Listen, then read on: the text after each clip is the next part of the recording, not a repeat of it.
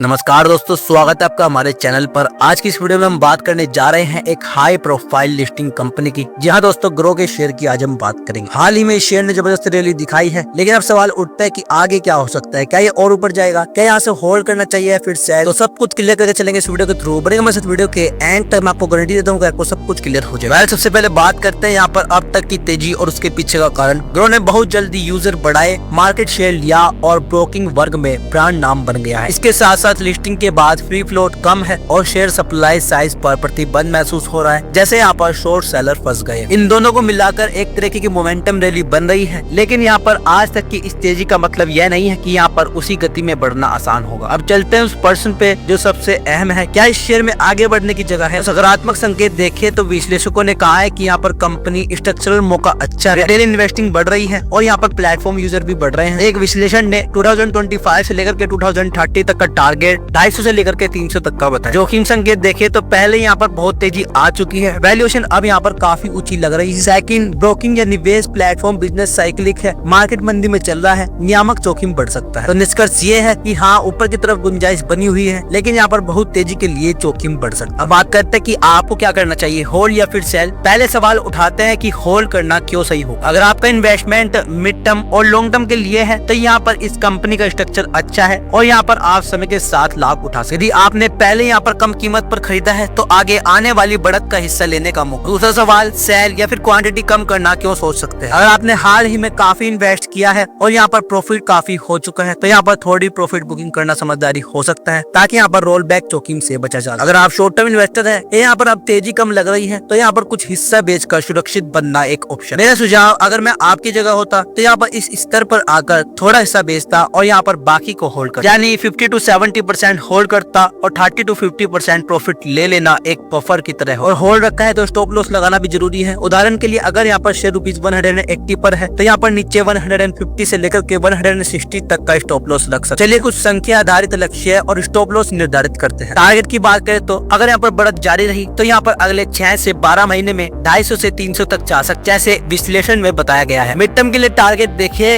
यदि यहाँ पर धीमी गति से लेकर बढ़त बनी रही तो यहाँ पर 200 से लेकर के 230 तक का टारगेट अच्छा हो सकता है। स्टॉप लॉस की बात करें, यदि यहाँ पर ट्रेड टूटे तो नीचे 150 से लेकर के 160 या आपके खरीद मूल्य से 20 से 30% नीचे तक का स्टॉप लॉस रखें। याद रखिए, यह सिर्फ अनुमान है, मार्केट मूड कभी भी बदल सकता है। इसीलिए अपनी रिसर्च और अपने सजेशन से पूछ के किसी भी स्टॉक में इन्वेस्ट करें। मैं कोई सजेशन नहीं हूँ, ये वीडियो सिर्फ और सिर्फ एजुकेशन पर्पस के लिए बनाई गई है। तो दोस्तों, कुल मिलाकर ग्रो एक बहुत अच्छा स्टॉक है दीर्घकालीन निवेशकों के लिए। अभी से लेकर आशावादी रहना जोखिम भी लेकर आता है। बाकी अगर वीडियो अच्छा लगा तो वीडियो को लाइक करें, शेयर करें अपने दोस्तों के साथ और सब्सक्राइब कर लेना चैनल को, ताकि आपको फ्यूचर में मिलते रहे मार्केट से रिलेटेड शॉर्ट और शार्प जानकारी। धन्यवाद।